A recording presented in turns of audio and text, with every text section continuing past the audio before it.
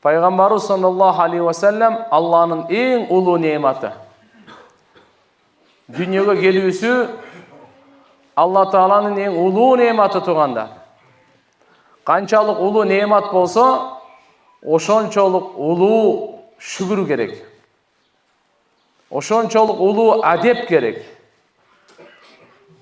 Пайғамбарымыз сізді бізді бүткіл адам затты дүния ақыреттің бақтысыздығынан құтқару үшін жіберілген. Пайғамбарымыз саллаллаху алейхи ва саллям ан-набию аула бил муъминин мин анфусихим. Пайғамбар сіздердің өзіңіздердің жаныңызға қанша райымды болсаңыз, андан да райымдырақ дейді. Пайғамбарымыз маңа мен өзіме қанша райымды болсам, андан да райымдырақ. Сіз қанша райымдысыз өзіңізге, андан да райымдырақ. Бізден адашқанымызға пайғамбарымыз шыдабайды. Адам баласының дозаққа баратқанына пайғамбарымыз шыдабайды. Имансыз жашоосуна пайғамбарымыз шыдабайды. Күнөө менен чогуу жашаганга пайғамбарымыз шыдабайды. Пайғамбарымызға бұл оор келет. Пайғамбарымыз 23 жылдың içinde толық Құр'ан-ы Каримді бүткіл үмметке жеткірді. Барына айтып қойды. Дүние сыноонун жайы бұл. Алла Таалам ертеге қиямат күнді дайындап қойған. Әрбір инсанды бұл дүниеге жаратқаны сыноо үшін жаратқан. Ошо сыноонун натыйжасы адамдын денесинен жан чыкканда чыгат. Ошого чейин бизге мүмкүнчүлүк берилген. Ошого чейин Алла субханаху ва таала бизге даярданууга мүмкүнчүлүк берген. Өзүбүздү оңдогонго мүмкүнчүлүк берди. Кантип өзүбүздү оңдойбуз? Пайгамбарыбызды карап, Пайғамбарымыз саллаллаху алейхи ва салламды қарап өзімізді оңдойбуз. Құр'анда Алла Таала bir dua үйреткен. Rabbi auzi'ni an ashkura ni'mataka allati an'amta alayya wa ala walidayya wa an a'mala salihan tardahu wa adkhilni bi rahmatik fi ibadika as-salihin. O Rabbim, auzi'ni, alhimni, meni жүрегіме, ya Allah salgın, manga tawfiq bergin. An ashkura ni'mataka allati an'amta alayya, manga tартуулаган неmatыңа шүгүр кылганга мага тawfiq бергин.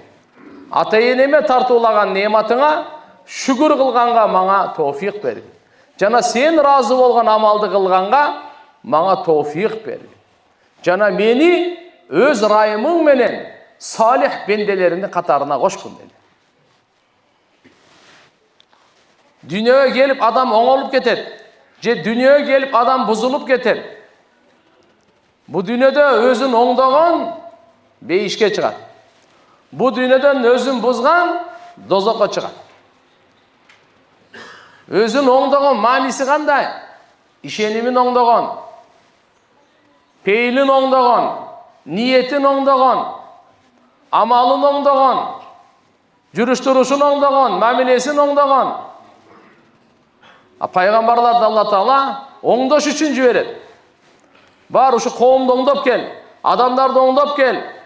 Алар келип эң биринчи адамдардын ишенимдерин оңдойт. Көз караштарын оңдойт. Күмөндөрүн оңдойт. Пайгамбарлар келип адам баласын оңдош үчүн келет тугандар. Ушу оңолгон адамдарды салих деп коет. Анын көзү, алхамдулилlah, бир жакта карап, көзү оңолгон, ал арамды карабайт. Тили менен арам сүйлөбөйт, арамды укпайт, арамды жебейт, арамды ойлобойт, арам ишти кылбайт, арам жакка баспайт. Напси адамды арамга чакырат, бузукулукка чакырат, күнөөгө чакырат. А пайгамбарлар адамды оңолууга чакырат.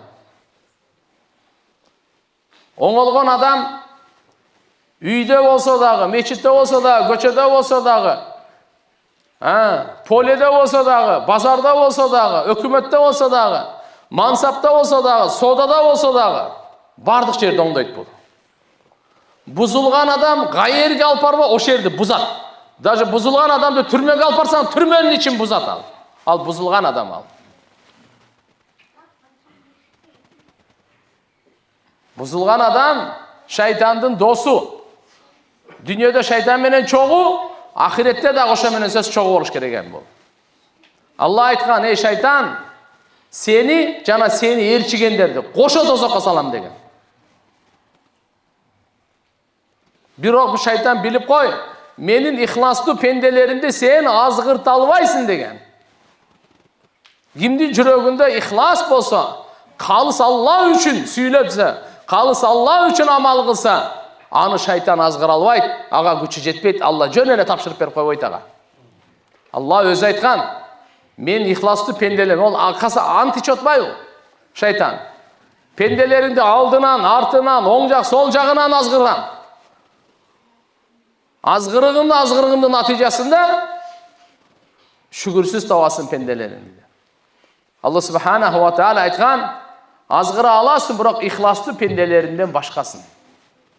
Жүрөгүндө кыйшыгы бар, напсинин каалоосу үстөмдү, күнөөгө кызыгы бар, ошолор сеники точно. Ошолорду сен азгырып кетишиң мүмкүн. Бирок ихластуу пенделеринди сен азгырууга күчүң жетпейт деген.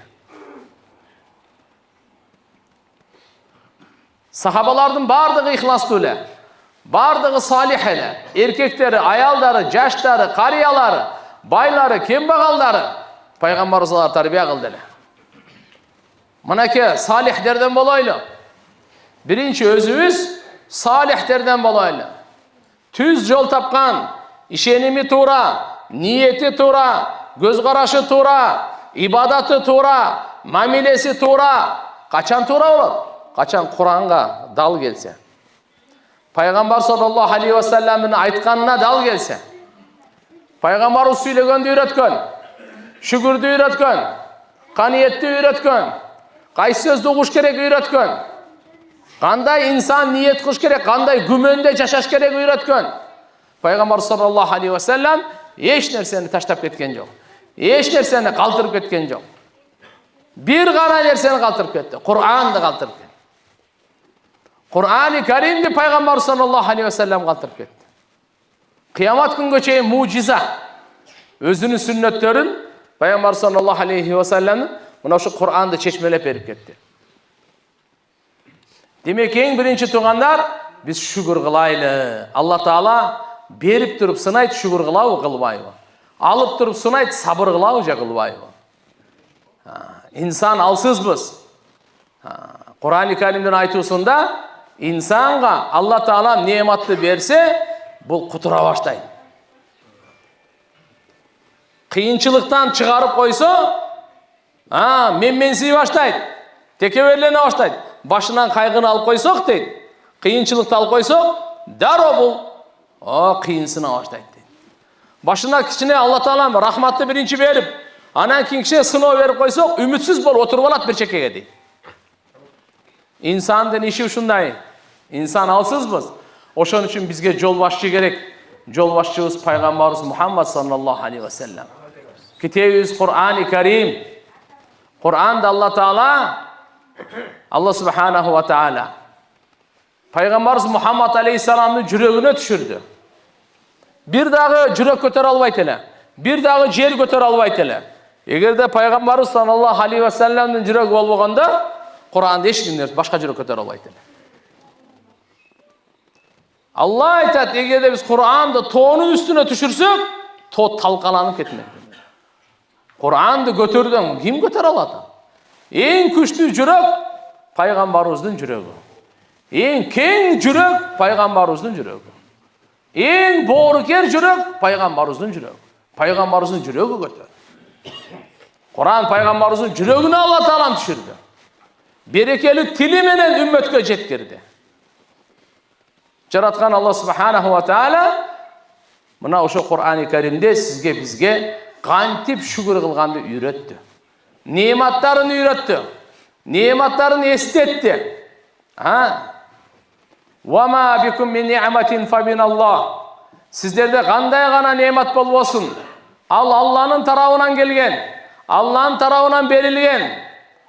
Al özüңөрдүкү emес, сиздердики эмес. Сизде аманат катары отурат. Бирок ал сиздики эмес. Жараткан Алла Тааланыкы. Алла Субханаху ва Таала ошо нематтарды берип бизди карап атат. Шүгүр кылабы, же кылбайбы? Шүгүр кылабы, же кылбайбы дейт. Ашкур ам акфур. Бул Сулайман пайгамбардын сөзү эле. Алла Таалага дуа кылган эле. Алла, мага ушундай байлык бер, ушундай бийлик бер, менден мурда жана менден кийин эч кимге берилбеген. Алла Таала Сулайман пайгамбарды пайгамбар да кылган, бадыша да кылган. Бир эле учурда пайгамбар болчу, бир эле учурда бадыша эле. Алла Таала берди. Ушунчалык бүткүл дүйнөнү жалгыз башкарат эле. Адамдардын баарыны жалгыз башкарат эле. Бир адам башкарат бүткүл дүйнөнү. Адамдарды эле эмес, жиндерди кошо башкарат эле. Канаттууларды кошо башкарат эле. Алла Таала илим берген, канаттуулардын сөзүн угуп түшүнөт эле. Кумурскалардын үнүн угуп түшүнөт эле. Кумурсканын үнүн угуу өзү канча нерсе. Аны түшүнүү тиякта турсун. فتبسم ضاحكا من قولها فتبسم ضاحكا من قولها İbrahim Süleyman peygamber kumurska'nın sözünü ugup turup gülü verdi de. Kumurska kiçinekey kumurskaların bağrına başka kumurskalarga aytты, oşol jerdegi koordinatörü dep koyayın. Tez iğniңерге kirgile. Süleyman peygamberdin askerleri geletat. Payqabastan bilbestен силерди басып тебелеп коюп болсун. Ушу сөздү Сулайман пайгамбар угуп калды. Тиякта кумурскан сүйлөгөндө угуп калды.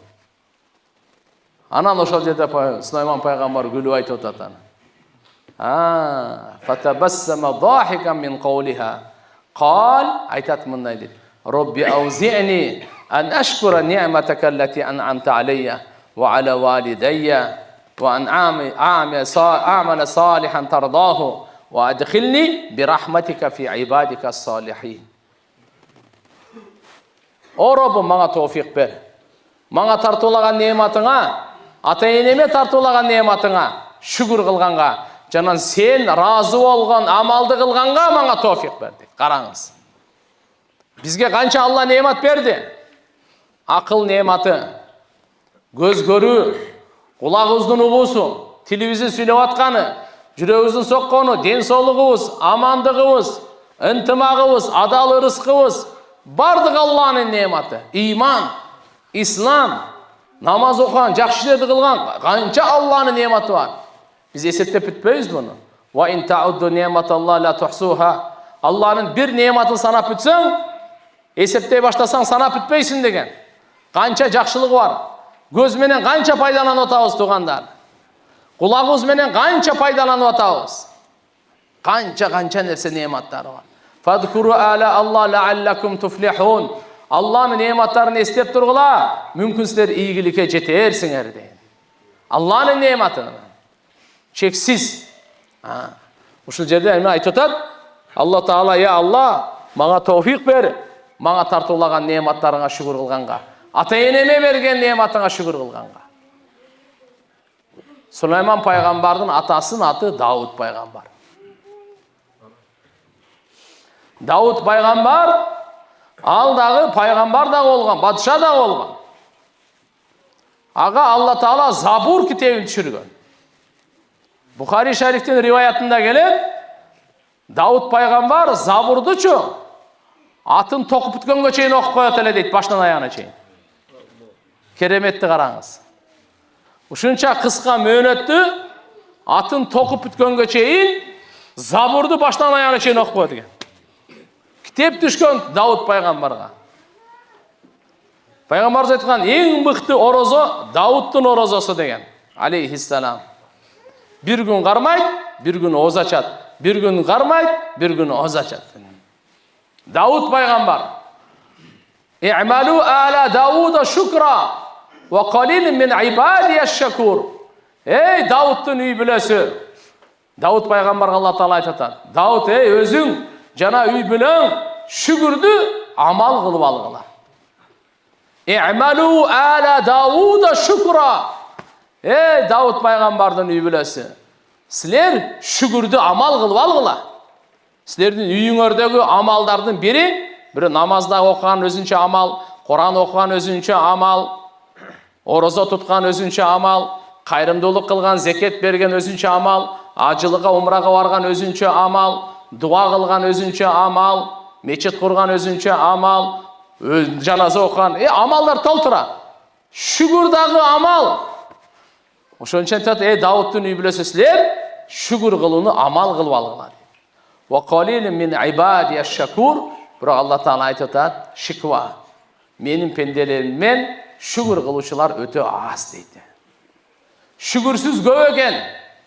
Шүгір қылушы аз екен. وَقَلِيلًا مَا يُؤْمِنُونَ وَقَلِيلًا مَا يَتَذَكَّرُونَ. Алла Таала Құранда насаат қабыл алғандар аз, иман келтіргендер аз, шүгір қылғандар аз. Әлбетте бейішке кіргендер аз, дозоққа кіргендер көп.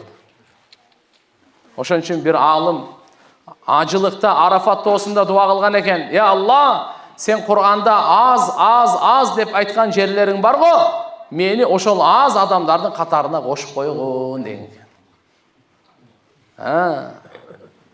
Демек тугандар, бузукулар көп болот, оңолгондор аз болот. Ошо азынын катарында болойлу. Сиз ойлобоңуз, элдин баары мындай кылып атат го деп. Сиз караңыз, адамдардын пайгамбарыбыз саллаллаху алейхи ва салламды карап жашайлы биз. Башка Кур'ан-ы Каримдеги башка жерде азыркыны улантайын. Ва адхилни би рахматика фи ибадика салихин. Я Алла, өз райымың менен мени салих пенделеринин катарына кошуп койгун. Салих пайгамбарлар, булар бар, салих, бардык пайгамбарлар салихтер, салих инсандар. Андан кийин сахабалар. Ошон үчүн мурдагылар дуа кылган айтат: "Таваффана муслиман ва алхиqni bis salihin."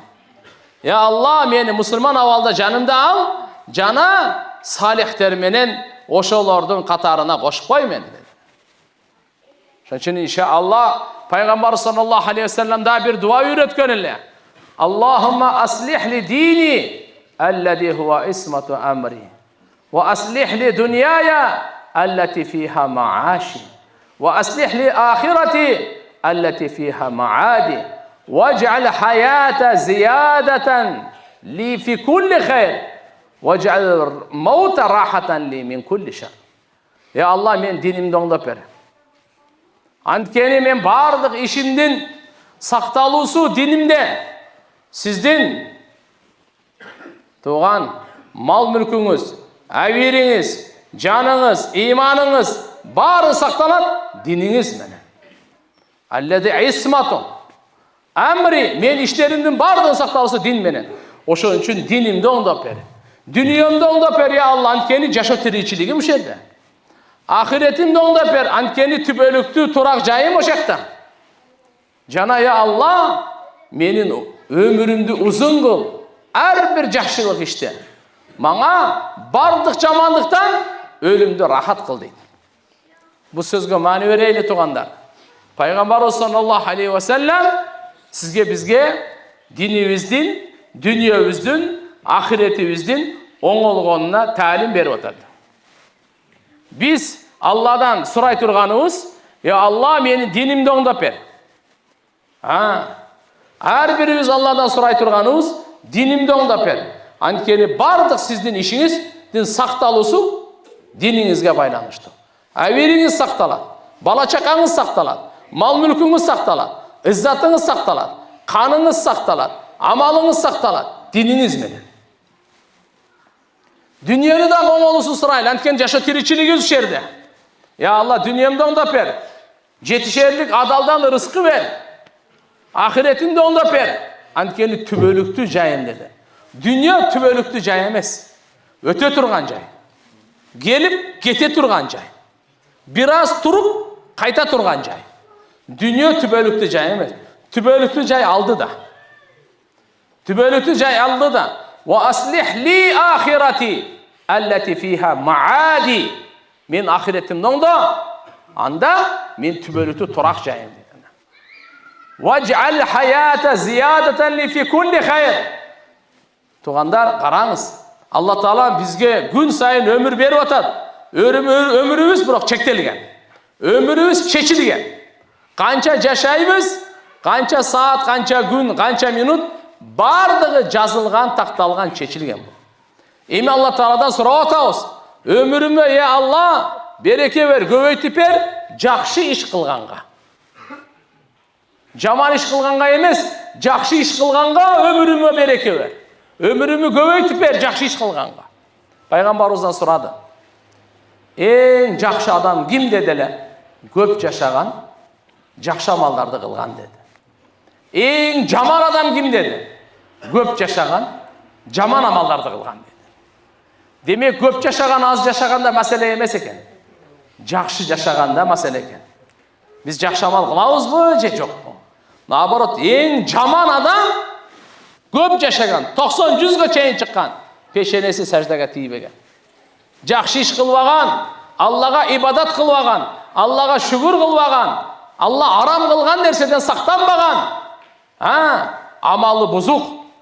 Өзү көп жашаган, амалы бузук бул эң жаман амалы адам экен. Ошон үчүн туугандар, Алла Таала биздин өмүрүбүздү uzun kılsın, жақсы işlerdi kılуу üçün. Жақсы işlerdi kılуу üçün Allah'tan ömür sıraylı. Жақсы işlerdi. Aram işlerdi kılуу üçün emez. Buzukluk kılуу üçün emez. Günölördi kılуу üçün emez. Jamandı kılуу üçün emez. Жақсы işlerdi kılуу üçün ömürdü. Ya Allah uzun ömür ver dep surasak jaraşat. Peygamber sallallahu aleyhi ve sellem'in azırkı duasındaki akırkı talimi, ya Allah ölümdü men üçün bardık jamandıktan rahat kılıp koy dedim. Jamandığa uçurabayın. Vec'al mauta rahatan li min kulli şer. Ölümdü men üçün rahat kıl, men üçün azap kılma. Жақшы adam üçün ölüm azap emez, ölüm rahat. Jaman adam üçün ölüm azap. Biroq bir başta alışal. Başta alışal. Жақшы salih, özün oңdаған takva adam üçün ölümden жақшы kavar жоқ dey. Пайғамбарымыз айтады ғой, дейм әрбір намаздан кейін аятал курси дайым оқып жүрсе, аға бейішке кірісіне ölüm еле тосқалды қылып тұрады дейді ғой. Ölüm еле бейішке кіргенге тосқалды қылып тұрады. Ayetel Kürsi her bir namazdan keyin okup жүрген kişiye. Şunçun tuğandar, buna biz özümüzді birinci oylaylı, ikincisi bala çakağızdı da oylaylı. Özümüzді emniye bolsa oşonu biz baldarımızga bere alabız.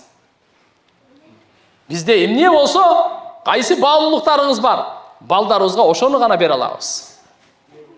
Oşon üçün bağlılıklarga bay oluş üçün dindi qarmanaylı, imandı qarmanaylı, takvalıkta qarmanaylı.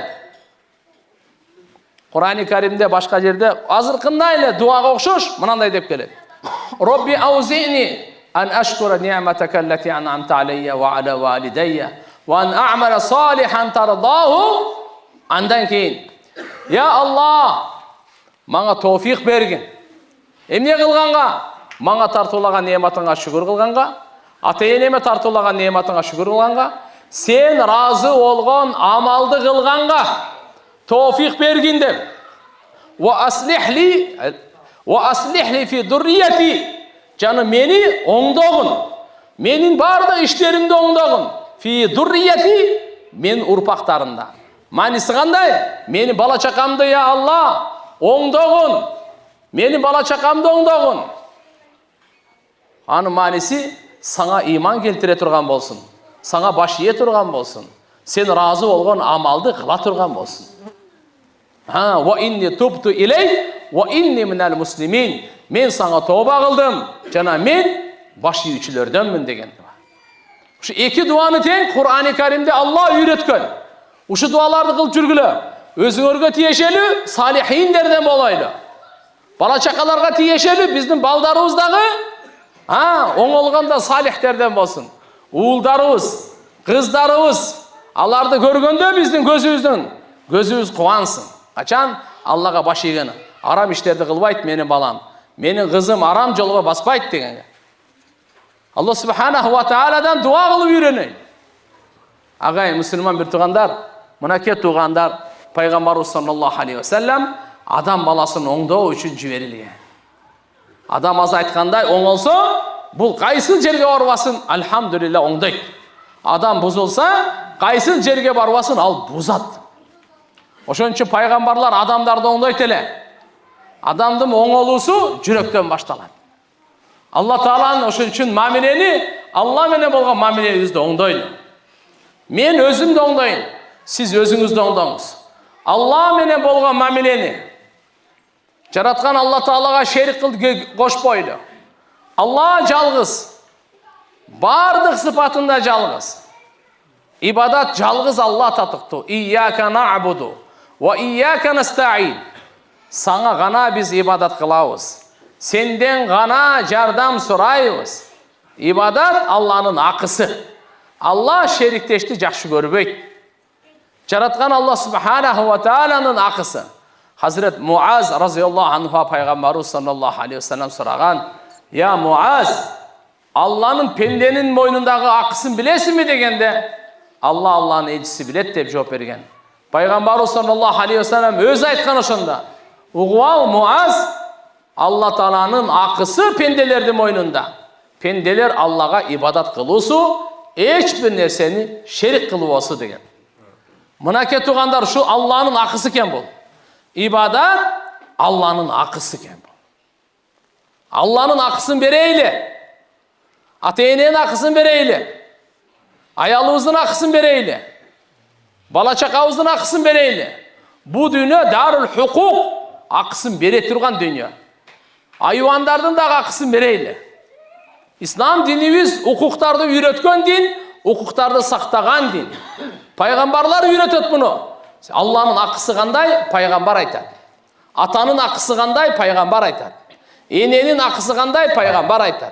Ayalınızın akısı kanday, peygamber aytar. Bala-çakаңыздың kanday akısı var, peygamber aytar. Sizin özünüzün, nefsinizin kanday akısı var, peygamber aytar. Koşunanın kanday akısı var, peygamber aytar. Tirilördün akısı, ölüktörдің kanday akısı var, peygamber aytar. Ayvandardın kanday akısı var, peygamber aytar.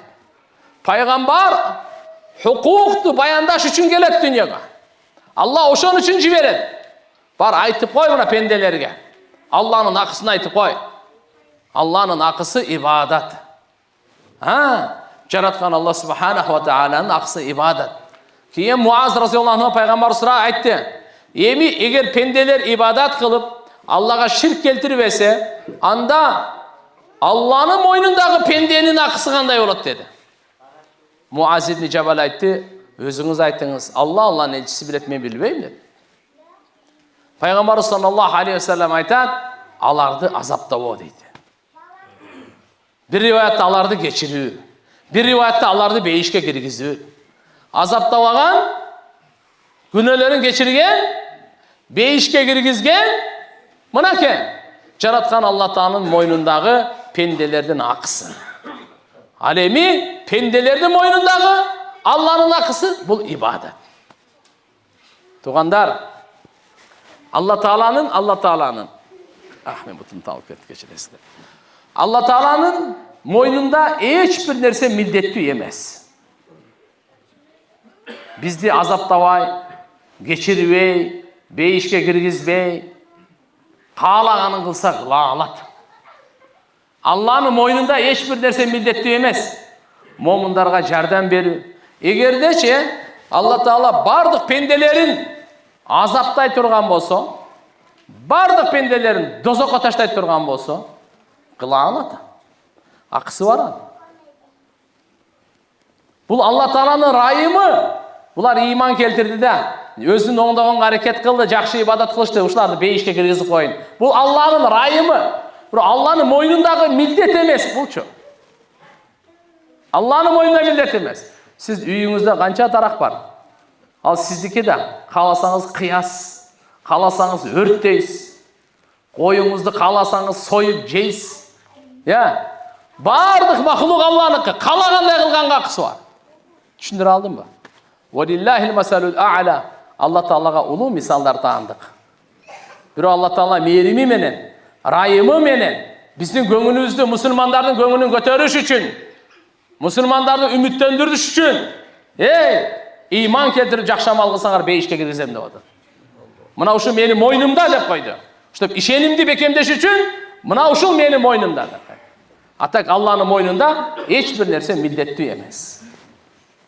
Tuğanlar, mına ki biz kıla turgan iş, Allah'ın akısını bereyli. Allah'ın akısı ibadat, ibadatlardan en abzeli namaz. Namaz, ibadatlardan en abzeli namaz. Namazdı жердин üstünde okuydu, aslında okuydu. Can çıkkanға çeyin biz özümüzdün namazımızda okuylu. Can çıkkandan keyin bizdin namazımızda okuyup berişet inşallah Müslümanlar. Kандай dediңiздер? Oşon üçün alımlar aytat, jaşoo baştalat namaz menen azansız.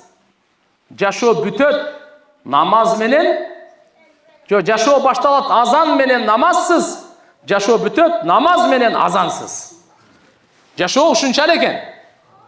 Baştalganda azan menen baştalat eken, namazı jok ele. Bütkönde namaz menen bütöt eken, azanı jok ele. Bu жерде birisi var, birisi jok, bu yerde birisi var, birisi jok. Hazır ortada ekөөsü teң бар. Azanda aytabыз, namazda okuyabız. Bu namaz Allah'ın ulu buyruğu. Tuğandar, namaz Allah Teala Kur'an-ı Kerim'de 100 yerde zikir kılar. Uşunçalık köp zikir. Ne için? Akimus sala ve atuz zaka. Namazды turguzgula, zeketli bergile, eki buyruk menen бүткүл адамзат оңолот. Namaz okusa jeki adam oңолот. Аксакалдар namaz okusa аксакалдар оңолот. Жаштар okusa жаштар оңолот. Ayalдар okusa ayalдар oңолot. Erkekler okusa erkekler oңolot. Biylер okusa biylер oңolot. Kembagallar okusa kembagallar oңolot. Baylar okusa baylar oңolot. Kim olmasın? Namazdı adevi menen jakşı göңүl burup, farz, vacip sünnetlerini eski alıp okusa söz oңolot. Jeki adamdın oңolusu Allah namaz menen baylagan. Wa atuz zaka, zeket bergile. Zeket menen koomчулук oңolot. Namaz menen jeki adam oңolot. Zeket menen koşunabız, ayılыбыз, rayon oblasыбыз, mamleketimiz бүткүл ümmet oңolot. Baylar bile zeket berip tursa, namazın taştap alsa, inşallah oңolуу prosesi öte tez жүрөt. Uğurluk joyulat, sarangdık joyulat, açgözlük joyulat. Baylar baylardın жүрөгүнөн sarangdıkты çıkarış üçün zeket beriş kerek. Bul oorunu darılay turgan zeket.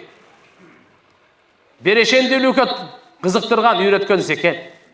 Бебешараны кажетін бүтіргенге зекет. Зекет тазалану үшін Allah Teala берген. Зекетті қарап тұрыңыз, кимге фарыз болса, бербесе чоң күнөөкөр болот. Берсе улуу соопко ээ болот. Зекет Allah'ın акысы. Namaz Allah'ın akısı болгондой эле, зекет дагы Allah Teala'nın akısı. Allah'ın farızı bu. Wa atuz zakat. Momun adamlar zeket beret.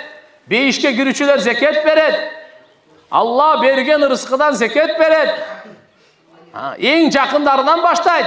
Zeket bергенде дагы. Zeket menen ынтымак болот. Baylar menen kembaгалдардын ортосундагы ынтымак zeket bергенде болот. Zeket berбесе, baylardın içinde sarangdık, kembagallardın içinde açgözlük, ortasında düşmanlık bolup bitpeyt bu. Makul bu? Zeket berse, baylardın alhamdülillah sarangdıktan kutulat, bereşendi ola başlayt. Kembagallar bolsa, kaniyeti gele başlayt. Açgözlük ete başlayt. ортада душмандық емес, достық орнайды. Зекет менен, туғандар, Алла Таала бекер айтқан жоқ. Егерде таластың байлары зекет берсе, таласта бір дағы кембағал адам қалбайды. Бишкектің байлары зекет бере тұрған болса, Қырғызстанда бір кембағал қалбайды. Алла Таала 40-тан бірін қылып, өзі данышман, өзі білет. Қанша пайызды шығарсақ, кембағалдық жойылады, жақырчылық жойылады, мұқтаждық жойылады. 40-тан бірі қылып қойған. Оша менен проблема шешіледі ал. Біреуден қарыз алғаны керегі жоқ.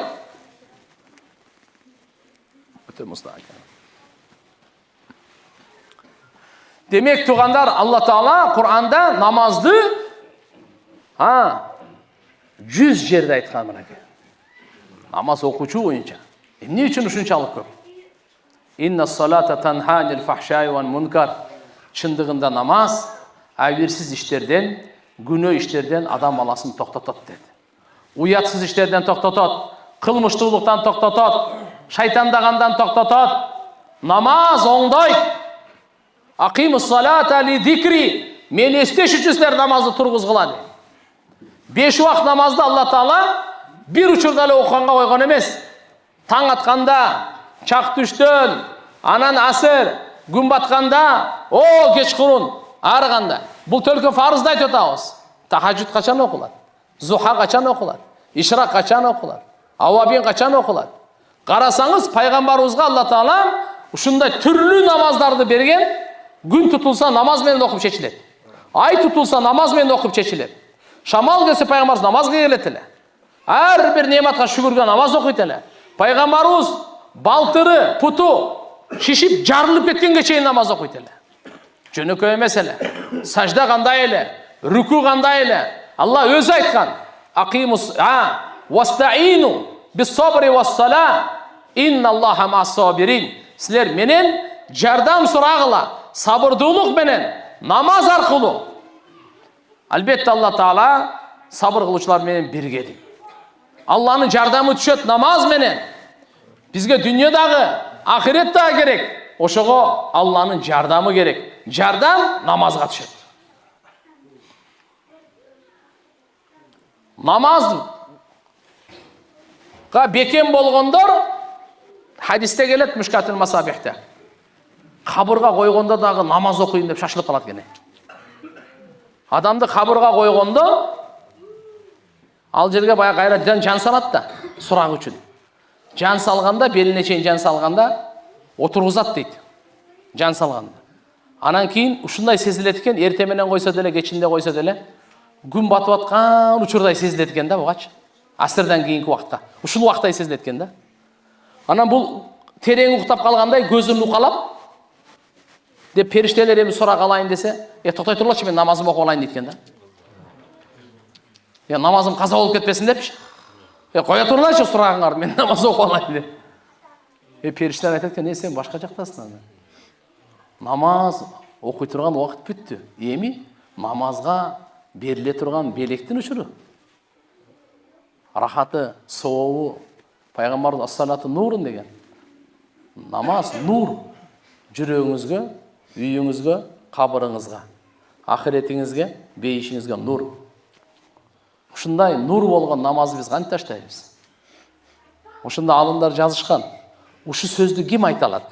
Қабырда. Қабырда кіміңер айта аласыңар ушу сөзді? Тоқтап тұр періштелерге, тоқтап тұр сұрағыңарды. Мен намаз оқып алайын. Күн батып кетерден бұрда деп. Кім айта алады дейді. Жазып қойышқан. Кім намазға бекем болса, өз уақытында оқып жүрсе, ошол айта алады дейді. Әркім айта албайды екен. Кейде оқып, кейде таштап, кечіктіріп оқып, аға айырға кіргізгенден кейін эле баруа мейісінде намаз бару жоқ бана. Шашылбай оқиын деп жүрсені. Жоқ. Өз ушундай уақытында қалтырбай оқып жүрген, ошол айта алады екен. Мен тек қойғанымда намаз оқып алайын деп қарашы. Пайғамбарымыз саллаллаху алейхи ва саллям дүниеден қайтар алдында намазға тұрғанға мүмкіншілік болбой, намазға тұрғанға екі сахабаға мына иініне қолын қойып, екі бұтын сүдіріп келіп намазға тұрып оқыған. Аллаху акбар. Умар разияллаху анхуға халифатшылық учурунда имамчылық қылып атканда, арқадан отпарас келіп қанжар сайғанда, Умар разиаллаху анху есінен кетіп, ешқандай есінде жоқ. Бала шақасын айтса, достарын айтса деле, бірақ намаз уағында құлағына келіп, ас-сола, ас-сола, намаз уағыты келді десе ойғанып кетеді деле. Башқа бір дағы сөзді миеге кірбейтелі. Bir дағы балаң мындай, неберең мындай, аялың мындай, дүниең мындай, бала шақа дағы бір пашынан чық. Есте жоқ, ештеке. Еш нәрсесін ұқпай. Ас-сола, құлақ. Намаз дегенде ойғанын. Алланың фарызын қараңыз. Жүрекке орнағанын қараңыз. Қанына сіңгенін қараңыз. Намаз дегенде мұсылманды түсінеміз. Мұсылман дегенде намазды түсінеміз. Умар разиаллаху анху ошентип айтат эле, менин алдымда эң биринчи намаз турат дейт эле. Ар айылдардын, ар ушундай немелерге жетекчилерди дайындаганда намазын карап туруп анан дайындайт эле. Эмне үчүн сиз ушуну тесиз десе айтат эле. Ким Алланын акысын бергенге көңүл бурса, пенделердин акысын дагы жакшы берет дейт эле. Ким Алланын акысында кош көңүл болсо, пенделердин акысы менен ойнойт дейт эле. Пенделердин акысы менен ойнобоңуз. Бу дүйнөдө ар кандай кылышыңыз мүмкүн. Жетекчилик, мансаптык оңой жумуш эмес. Кыямат күнү жоопко катуу тартыла турган жумуш. Умар разиаллаху айтат эле, менин алдымда мынаке намаз, ким намазга көңүл бурбаса, исламда эч кандай үлүшү жок дейт эле. Динден эч кандай үлүшү жок дейт эле. Пайгамбар саллаллаху алейхи ва саллям буну Мирааждан алып келген. Алла пайгамбарыбыздын көңүлүн көтөрүү үчүн, пайгамбарыбызга улуу сыйлыкты бериш үчүн, улуу сый урматты көрсөтүш үчүн Мирааж алып чыккан. Bir жылда катар-катар эки тиреге кулаган. Хадиче энебиз разиаллаху анха. Экинчиси Абу Талиб. Эки тең пайгамбарыбыздын эки канаты эле, эки тиреги эле. Хадиче энебиз башынан аягына чейин турган. Пайгамбарыбыздын динин жайылтканга, көңүлүн көтөргөнгө мал жанын аяган эмес. Абу Талиб иманга келген эмес. Бирок пайгамбарыбызга бирөөнү тийгизбейт эле. Көзүңөрдү ачкыла дейт эле. Ошо экөө тең bir жылда удама-уда кайтышып болгондо, ошол жылды пайгамбарыбыз кайгы жылы деп жарыялаган. Амал хузн. Анан кийин Меккедеги мушрик капырлар мына бунун эки тиреги куладыбы, эми бунун дини өштү. Мына эми буга деп душмандык күчөйгөндө пайгамбарыбыз 110 километр турган Таиф шаарына жөө барган. Ошол жерде арабтардын эң күчтүү уруусу жашайт эле. Бану Сакиф деген. Ушул үмүт менен барган. Эгер Алла ушуларга хидаят берсе, башка араб урууларына тез эле ислам иман жайылат деп. Ага жака барса, ал жактагылар билесиздер кандай пайгамбарыбызга орой, копол, адамгерчиликсиздик мамиле кылып, таш боронго алышкан, түкүрүп, кыйкырып, бакырып, маскарлап, шылдыңдап, ышкырып, акыры аны таш боронго алган. Пайгамбарыбыз кандай деген кыжалатчылык менен, кандай деген кайгы менен кайткан туганда. Тамаша эмес эле. Эсинен кетип калган, Жабраил периште түшкөн, тоолорду башкарган периште түшкөн. Келип салам айтып айткан. Эй Мухаммад, сиздин дават бергениңизди Алла укту. Алардын мамилесин Алла көрдү. Мына тоолорду башкарган периштелерди жиберди менен. Каалапсаңыз айтып коюңуз. Бул Таиф шаарын эки тоонун ортосунда экен, мындагы бириктирип койсо, бир тирүү жан калбайт деген. Пайгамбарыбыз не деген? Жок, мен буларга тескери дуа кылбаймын. Булар билбей кылышты. Билгенде мени мындай кылбайт эле деп. Боорукерлик ашып турат эле да. Чачылып турат эле да. Кайнап турат эле пайгамбарыбыздын жүрөгүндөгү райымдуулук, үммөтүнө болгон боорукерлик ушунчалык жамандык кылса дагы, азыр бизгечи кичине эле көзү менен мынтип карап койсончу, бергел. Не мындай карайсың? Кичине эле бизди өт деп койбосунчу, эмне кылабыз биз? Пайгамбарыбыз саллаллаху алейхи ва салламдын караңыз кандай райымдуу. Аллаху акбар. Айтат мындай эле. Мен Алладан үмүт кылам, эгерде булар иманга келбесе, Bulardın belinden çıkkan balдар imanға келет деп үміт қылам дейді.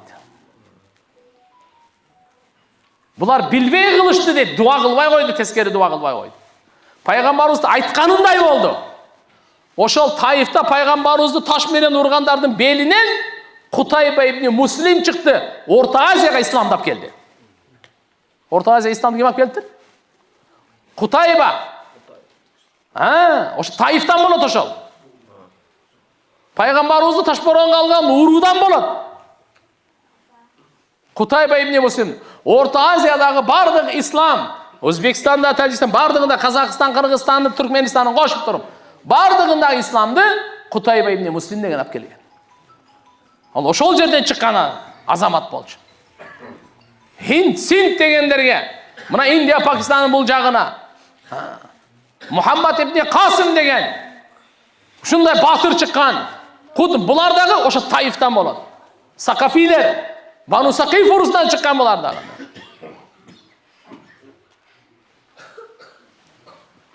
Мейлі туғандар, қандай болған шақтадағы, пайғамбарымыз саллаллаху алейхи уассалам аябай қайғырғанда, ошол пайғамбарымыздың көңілін көтеру үшін Таифтағы мамиледе қандай құрбаншылық болды? Пайғамбарымызға Алла Таала Мерач кешесін ұйыштырып берген. Ошодан кейін ана Мерачқа шыққан. Мерачқа шығып, Жабраил періште алып жүріп, Бурақ атту, ешек менен, ешектен чоң, қачырдан кичинекей Бурақ деген жануар. Жабраил періште алып келген. Меккеде, Кабаның жанында, Хатимде, пайғамбар саллаллаху алейхи уассалам, Бураққа минейінсе, Бурақ мингізбей. Жабраил періште айтқан, білесің, сен үстіге кім минейін деп атады деген. Жөн тұрсаң, адам заттың мырзасы, Алланың ең сүйкімдісі, Бурақ деген, барт деген сөзден шығады. Шағылған барт дейді ғой, білесің? Жарқ еткен деген. Ошын барт деп қойды. Bir секундта, көзді ашып жұмғанға чейін, 1,5 мынал жақта Меккеден Ақсаға жетіп қалды ғой. Сапарды қараңыз. Бардық пайғамбарларды Алла Таалам ұйыштырып қойған. Біздің пайғамбарымызды күтіп отырышады. Сый менен, урматы менен пайғамбарымыз имамшылық қылды. 1-ші асманға шықты. 2, 3, 4, 5, 6, 7. Алла Таала кереметтерді көрсетті. 7-ші асманда, әрбір асманда кереметтерді көрсетті. Пайғамбарларға жолықтырды. Сидратул Мунтаха деген дарақ бар екен. Тамырлары 6-ші асманда, бұтақтары 7-ші асманда жаратқан Алла Субхана ва Таала мына ошол жерден жолықты. Андан ары кетті. Бейшіндағы дозоғында көрсетті. Қайсы амал қылғандар қаяққа келеді? Бардығын қайтарда 50 мал намаз Алла Таалам белек қатары бергенде мына. Пайғамбар саллаллаху алейхи уассаламға Алла Таала 50 мал намаз саңа жана үмметіңе фарыз деп берген. 7-ші асмандан Ибрахим пайғамбарға жолыққанда, Ибрахим пайғамбар Байтул Маъмур деп қояды. Періштелердің қыбласы бар, ошоға жөленіп отырған екен. Құранда «Вал Байтул Маъмур» деп ант ішеді Алла Таала. Жанданған үйге ант. Қандай жанданған үй десе, періштелер күн сайын таваф қылып тұрады. 70.000 періште таваф қылады, аның кезегі қиямат күнге чейін қайра келбейді екен. Ушунчалық періштелердің саны көп. Күн сайын 70.000 періште таваф қылады, ал екінші жол таваф қылғанға ағам уже шанс берілбейді. Періште ушунчалық көп. Ошол жерде Ибрахим пайғамбар айтады: «Ей Мухаммад, үмметіңе салам айта бар. Жана айтып қой, бейіш бұл ашық бір майдан. Анын суысы дамды, топырақтары шірелі, алхам ушундай берекелі, анын дарақтары, Субханаллах, Альхамдулиллах, Ла илаха иллаллах, Аллаху акбар, үмметің айтып қойды. Әр біріміз ақиретімізді құрғанға келгенбіз. Сіз Субханаллах деп бір жол айтсаңыз, бір дарақты келеді. 10 жол айтсаңыз, 10 дарақ. 1000 жол айтсаңыз, 1000 дарақ. 10.000 жол айтсаңыз, 10.000 дарақ. Тигіп алайлы туғандар. Бұны пайғамбарымыз алып келген нәрсе бұл. Ертеге барғанда көреміз. Субханаллах, Альхамдулиллах, Ла илаха иллаллах, Аллаху акбар. Бейіштерге дарағыңызды тіге бересіз. Қаласаңыз азырақ тигіңіз, азырақ керек болса. Көп керек болса көбірек дейіңіз. Вообще керек емес десеңіз өзіңіз біліңіз. Ана туғандар, 6-шы асманға түшкенде Мұса пайғамбарға жолықты. Мұса пайғамбар сұрады. Не болды? Қаяқтан келеді ас? Пайғамбарымыз айтып берді, сүйінгеннің қуанышын бөлішейін деп. 50 мал Алла Тағала маңа намаз парыз қылды алып келетам деді. Мұса пайғамбар айтты, 50 мал намазды үмметіңіз оқи алмайды. Қайтыңыз, Алладан жеңілдікті сұраңыз. Азайтсын. 50 мал оқи алышпайды, қиналып қалады. Қиналып қалады. Мұса пайғамбарға Алла Тағаланың саламы болсын, райымы болсын, рахматы болсын. Ішті оша кіші баштады да. Бұл осы 50 мал намаз оқиды елек та, туғандар, фасольді ұнтып қалады елек та. 50 мал елестетіп көріңіз, 24 саатты 50 малға бөлсеңіз, әрбір жарым саат оқыш керек екен. Жарым саатта тұрып оқыш керек екен. Білмеймін, қашан оқытайыз ана. Бала шақам не оғылады? Аның қызықтырмайды. Сен Алланың құлысың ба, же шайтанның құлысың ба? 50 мал намаз оқыш тамаша мәселе да. Бұдан емнені білсек болады? О, алыңыз тақсыр. Аллаға ең жағымды амал намаз екен да. Алла бізді намаздың ішінде де көргенді қалайды екен да. Пендесін намазда көргенді қалайды екен. Құмарханада емес, зынақанада, картада емес, бекер постықта емес, ойын күлкі тамашада емес. Алла пендесін қайерде көргенді қалайды, намаздың ішінде көргенді қалайды екендер. Аллаху акбар. Намазда Алланы райымы жауап тұрады. Райымдылықтың ешіктері ашылып тұрады. Намаз Алла субхана ва тағала ешігін тақылдатады. Жөнөкөй нәрсе емес бұл туғандар. Аллаху акбар. Ошон үчүн масжид деп аталады. Масжид дегени намаздың бір чекесі. Сажда. Қыла тұрған жай деп. Намаз сажда менен чектелбейді болбосо. Саждада Аллаға пенде ең жақын болады. Алла менен байланышы болады. Алла менен мамилеси болады. Алладан сұрағанды үйренеді. Аллаға арыз муырын айтқанды үйренеді. Дүниенің жақсылықтарын сұрайды. Ахиреттің жақсылықтарын сұрайды. Дүниенің жамандығына пана тілейді. Ахиреттің жамандығына пана тілейді. Намаз арқылы Алла Тағалаға байланышқа шығады. Пайғамбарымыз қайтып барды. Алла Тағаладан сұрады. Жаратқан Алла Тағала 5 азайтты. 45 қылып тұрып қайра берді. Келетқанда дағы Мұса пайғамбарға жолыққан. Мұса пайғамбармен дағы сөйлеші болған. Мұса пайғамбар дағы айтқан. 45-ті оқи алмайды, сұраңыз азайтсын деген. Ушынтип, әрбір барып келген сайын 5-тен азайта беріп, 9 жолы барып келген. 6-шы асманға түсіп, қайра барады. 6-шы асмандан қайра. Ақыры 5 болғаннан кейін, Мұса пайғамбар дағы айтты. Мен жөттерді, Бәни Исраилдерді тәжриба қылғамын.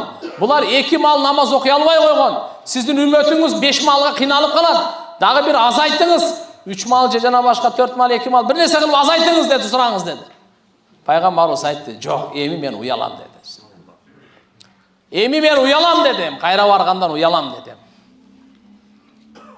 Кейбір риwаяттар еми мен қорқам деген жері бар екен. 5-тен алып атқан, бұны да қалып қойсаң қандай болады.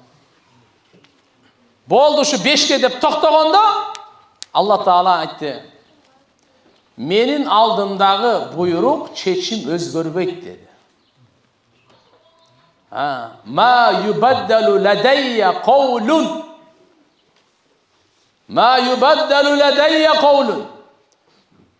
Менің алдымда шешім 50 мал намаз деп шыққан, ошол бойдан өзгермейді. Бірақ үмметің жердің үстінде 5 мал намаз оқиды, менің алдымда 50 мал намаз оққан сол жазыла береді деді. Амал қылғанда 5 мал, сыйлық берілгенде 50 мал. Такаррома, фадлан. Алланың айкөлдірігін қараңыз. Жердің үстінде үмметің 5 мал намаз оқиды. Бірақ қанша мал деп жазылады екен тияқта? Шешім ошандай шыққан. Алла айтқан өзгеру етті. Ма юбаддалу ладайя қаулун. Бисмилlah. Туғандар, Ушундай улуу, касиеттүү Алланын буйругу, ибадаттардын эң абзели. Биз намазды качан баштайбыз? Пайгамбарыбыз айтты, бала 7-ге толгондо намазды баштаткыла. Уул бала болсун, кыз бала болсун, 7 жашта намазга аралаштыра бергиле. Тура окуса деле, тура окубаса деле, жарымын окуп туруп кетип калса деле айырмасы жок, урушпагыла. Бирок балдарыңар, неберелериңер 7 жашында силерге менен сапта турсун. Жүрө берсин аралашып. Акырын үйрөтүп койгула. Фатиханы үйрөтүп койгула, рүкүнү үйрөтүп койгула, 2 сажданы үйрөтүп койгула. Таратты үйрөтүп койгула, бетин жууганды бүгүн. Кийин дагы бир колунда жууш керек. Анан башка мас тартуу деген дагы бар. Анан бутту жууган дагы бар. Шашылба. Кандай кылса кыла берсин, бирок аралашсын. 7 жашта ороза карматып үйрөткүлө, зекет бердирип үйрөткүлө, башка нерсе кылып үйрөткүлө, андай жок. Намазга үйрөткүлө. Намаз комплексный ибадат. Намазда зикир бар. Намазда тасбih бар. Намазда салават бар. Намазда дуа бар. Намазда рүкү сажда бар. Кыраат бар. Бардык нерсе периштелердин ибадатынын жыйнагы. Кээ-бир периштелер Алла Таала жараткандан бери рүкүдө. Кээ-бир периштелер кыямат күнгө чейин саждада. Кээ-бир периштелер каада, кыямда. Ошолордун бардыгын ибадатын топтоп сизге бизге берип койгон. Кандай деген керемет. Мурунку үммөттөрдүн кээ-бирлеринде рүкүсү жок эле. Бизге рүкү дагы, сажда дагы мынандай кылып берген Алла. Пайгамбарыбыз өзү айтат, менин көзүмдүн кубанычы намазга коюлган дейт. Ким намаз окуса пайгамбарыбыздын жүзүнө, көзүнө кубаныч жеткирет. Намазда шифа бар. Намазда рахат бар. Намазда кажеттин бүтүүсү бар. Ошон үчүн туугандар, 5 убакыт намазга биз бекем болойлу. Бала 7 жашында аралаштырып, 10 жашка чыкканда, эгерде окубаса, эгерде шоктонуп тиякпай жүрсө, кичине-кичине чимчип коюш керек. Аз-маз урушуп коюш керек. Катуу урбай, аз-маз. Бала катка толгондон кийин сразу намазын баштап кетсин. Андан кийин эми Аллага дуа кылабыз, Аллага тапшырабыз. Биз дүйнөдөн кете берсек, иншалла эч арман жок. Бала чакабызды намазга жыгып кетсек, арман жок. Завод алып барып кетсеңиз, алып берип кетсеңиз, армандайсыз. Бир тонна алтын берип кетсеңиз дагы арманда болосуз, угуп алып.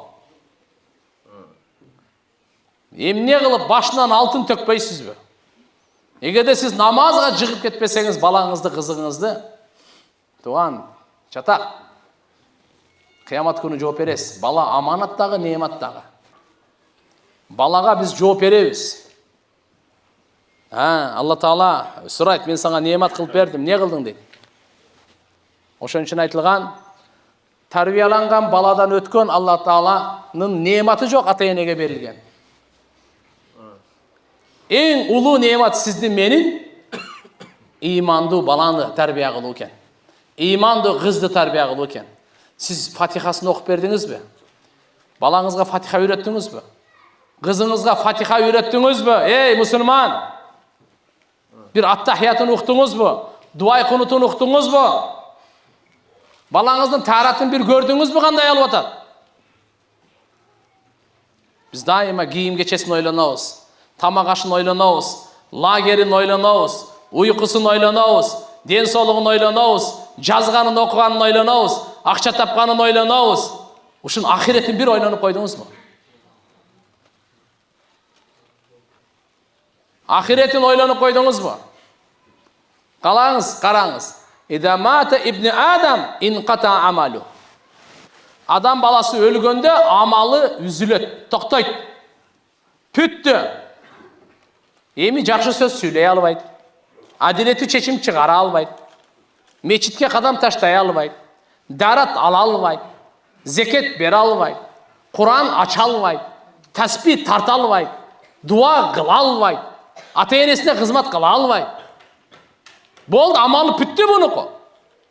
Адам өлді, амалы бүтті. Инқата амалу, амалы тоқтайды десе. Ошон үчүн жакшылыкты өлгөнгө чейин кылып калайлы. Көп кылып калайлы. Жарышып кылайлы. Сапаттуу кылайлы.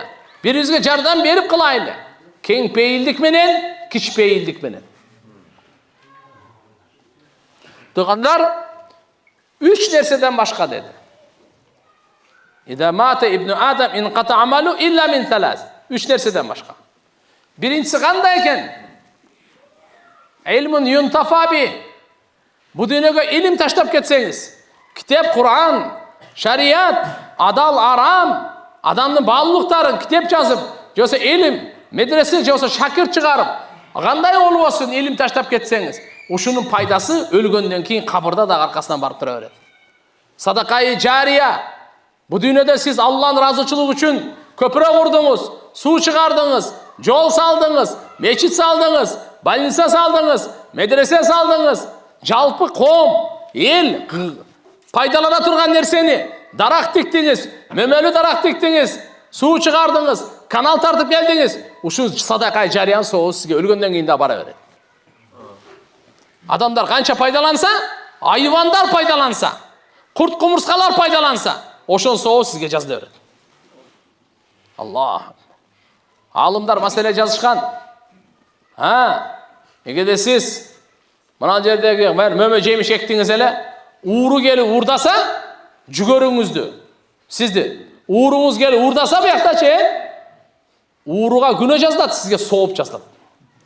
Садақаны соғып жазылады. Чымчықтар келіп жесе, сізге садақаны соғып жазылады. Еккен егін кеч. Көпірі салып қойдыңыз, ал жерде құмырсқа өтіп жаса, сізге садақаны соғып жазылады. Мал өтсе, садақаны жазылады. Адам өтсе, жиндер өтсе да садақаны жазылады.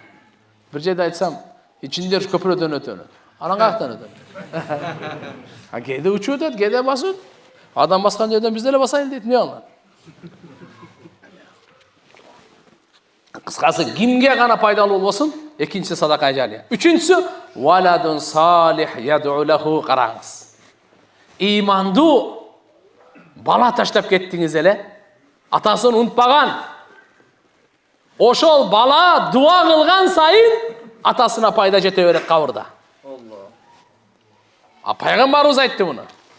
Башка сиздин бир дагы амалыңыз тиякпагыңыз бүттү сиздики. Намаз окуя, сиз үчүн эч ким намаз окубайт. Сиз үчүн эч ким ороза кармабайт. Ачык эле айтып коеюн. Эч ким сиз үчүн зикир, Кур'ан окуп, бир жакшылык кылайын. Намаз өзүңүз окуп алыңыз. Siz için hiç kim namaz okuyat, ölgönünüzden hiç kim okuyat. Canazanızda okuyut taşına. Biro, siz için namaz okuyat hiç kim. Şunun için özünüz gözünüz güyeylü, özünüz namaz taştavaylı. Siz için hiç kim zeketinizi vermeydi. Bugün bay olsanız zeketinizi verip kalınız. Bugün derseniz yakşı olsa oroza karmap alınız. Bugün elhamdülillah Kur'an açıp meçitke geliniz. Meçitke alıp gelekten burada ele geliniz. Şunun için valadun salih yad'u lehu, imandı bala, imandı kız, eğer de terbiye kılıp ketken bolsak, inşallah bular bizde unutpay dua kılaydı. Bular bizi unutpay. Dostlar, tuğanlar var unutpay. Araplardan mındayla da, Peygamberimiz aytkan adam balası ölgöndө, anı 3 nerse erişip barat eken görüstөнгө, koştoş üçün. Bala çaka tuğandары, amalı, mal mülkü. Eko kaytıp geletkende biri kalat ken. Görüstөнгө alып barıp koygondan keyin amalı kalat eken dağı, bala çaka tuğandары kaytıp geletken, mal mülkü dağı kaytıp gelet. Burada tösü, koyu, eçki, eşegi, toğuk, bardığı mene uzatkanға barışat ken de, görüge çeyin. Ölüp kaldı da hazayın. Bunu alıp barıp gömüş gerek de. Oşonda bardığı barıp gömüp, toprak taştap, anan eko kaytıp gelet eken. Kalıp kala vereyimiz de. Boldu da. Atigi tiyakta jatadi. Amalı gana kalıp kaladi eken amalı. Oşo sizdin amalыңыздын biri imandı balanı tarbiya kılуу. Biz mınaga көңүл buraylı. Алардын кийим кече тамак аш дей бербей, алардын ахиретин кичине ойлоп коелу. Алардын иманын, исламын ойлоп коелу. Тугандар. Біздің мойнымыздағы ұлы милдеттерден бiri.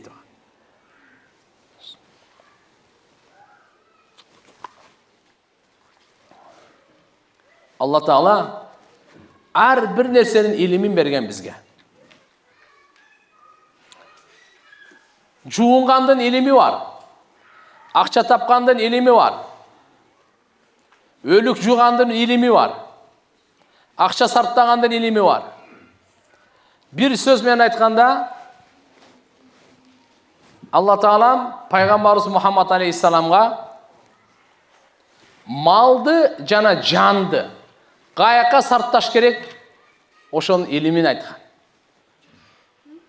Біздің альхамдулилля Құр'ан-ы Карим Алла Тағала адам өліп қалса, мурас қандай бөлінеді илим айтқан. Құлқ мүнөздің илимин айтқан. Қайсы кийим еркекке болады, қайсы кийим еркекке болбойды, илимин айтқан. Қайсы сөздің сүйлөө маданияты, сүйлөө әдеби, сүйлөө илимин айтқан. Пайғамбар саллаллаху алейхи вассалам толық илим алып келген. Жашоонун бардыктарынан башкаруу илими дагы бар, баш ийүү илими дагы бар. Даже мал сойгондун илими бар. Терилерди ашаткандын илими бар. Тамак жегендин илими бар, уктагандын илими бар. Аллаху акбар. Бардык нерсенин илимин алып келди пайгамбарыбыз. Оорукчандардын илими кандай болот? Сапарлардын, мусапырлардын илими кандай болот? Бардык көзгө тиешелүү, кулакка тиешелүү, тилге тиешелүү, алкымга тиешелүү, кайсы жаныбарлар адал, кайсынысы арам, бардыгын илимин алып келди. Пайгамбарыбыз саллаллаху алейхи ва саллям адамзаттын эң данышманы, эң билимдүүсү. Ошон үчүн биз ар кимибиз өзүбүзгө тиешелүү илимди алайлы. Дыйканчы дыйканчылыгын илимин үйрөнсүн. Базарчы базардын илимин үйрөнсүн. Соодагер соодачылык. Ата аталык илими, бала балалык илими.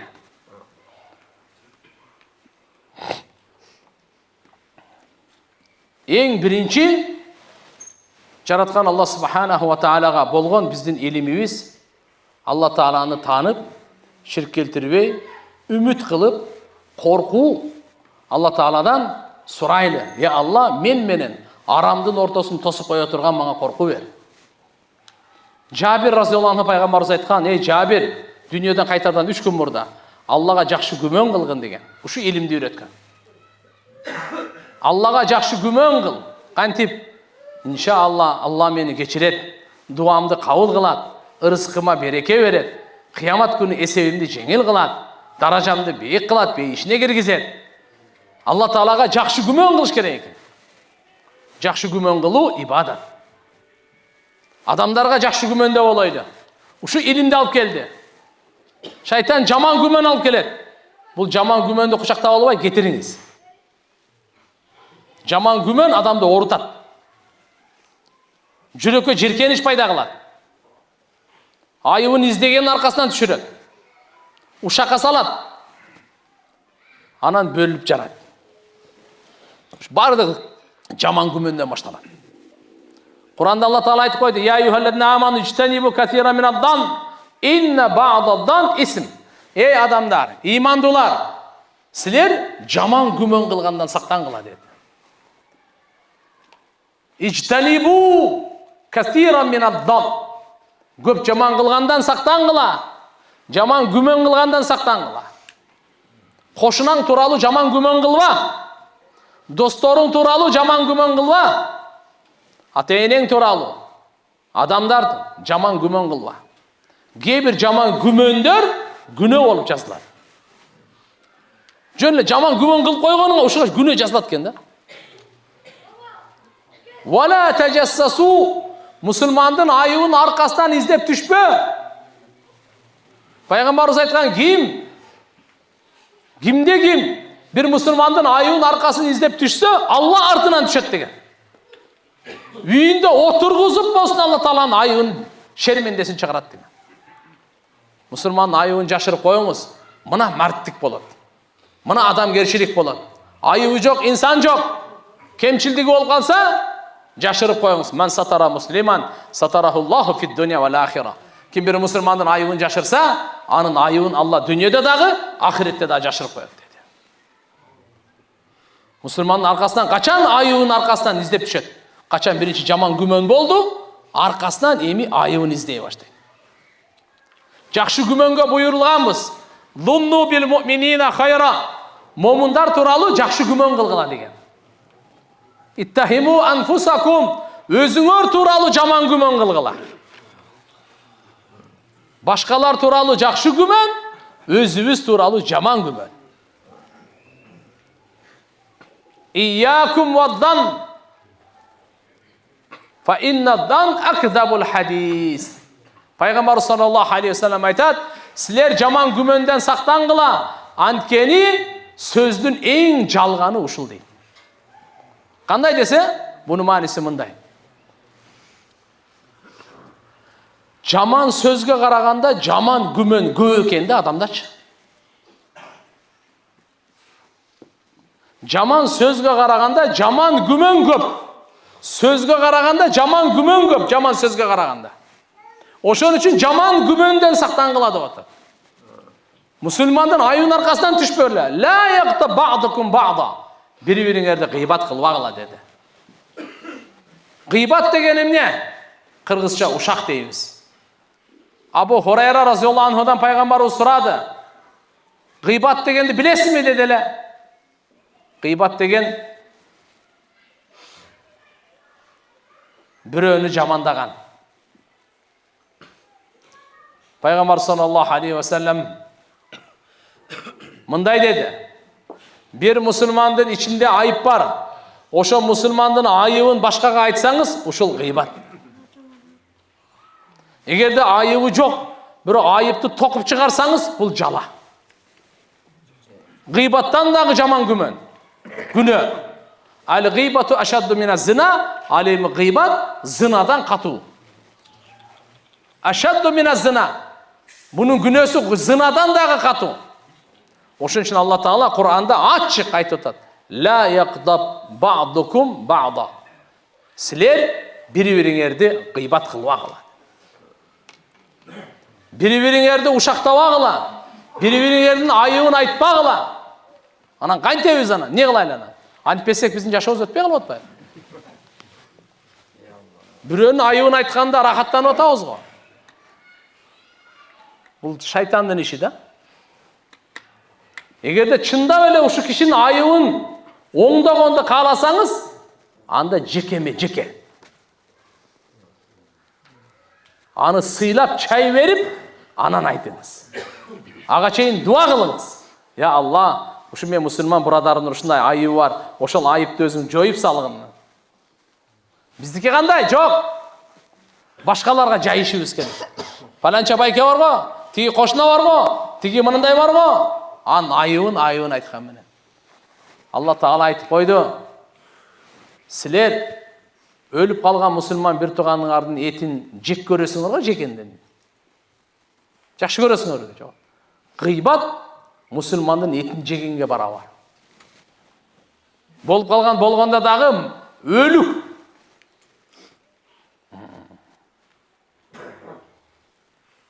Ошон үчүн туугандар, гыйбат коомчулугубузда мусулмандын жамаатында токтомоюнча биздин ынтымагыбыз болбойт. Биздин достугубуз болбойт, калп эле дос болобуз. Жасалма дос болобуз.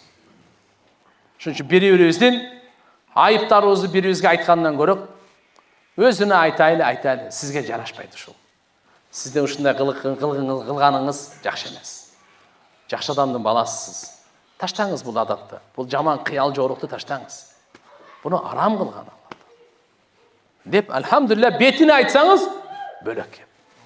Элдин арасында эмес, жеке жалгыз. Кандай боло турган болсо да, машаалла. Айта албайсызбы? Болду. Башка адамдарга айтпаганда. Ичиңизде жутуп коюң, Алладан дуа кылың. Алла хидаят берсин деп дуа кылың. Болду. Алла хидаят берсин деп дуа кылыңыз. Müslümandardын başı bir болгону öte zarыл. Бирок gıybat менен эч качан başı birikpeyt. Gıybat менен эч качан başı birikpeyt. ولا تلمزوا أنفسكم ولا تنابزوا بالألقاب بئس الاسم الفسوق بعد الإيمان ومن لم يتب فأولئك هم الظالمون. Караңызчы, Алла Таала бизге эмне деген жолдомо берип атат жашоонун. Таза жашоого чакырып атат.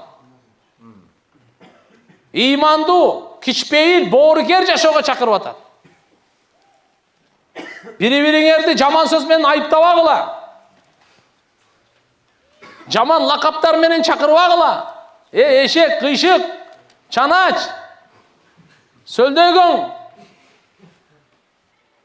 Дагы ар баракат деген сөздөрдү токтотойлу. Куран айтып атат. Вала танабазу бил алқаб. Би'сал исмул фусук бa'дал иман. Имандан кийин келе жаман сөз, жаман ат менен атаган. Жакшы ат менен атасак болот. О, паланча батыр.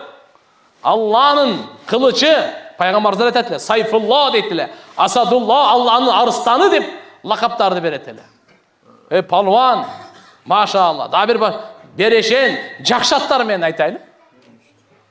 Жаман аттар менен болду.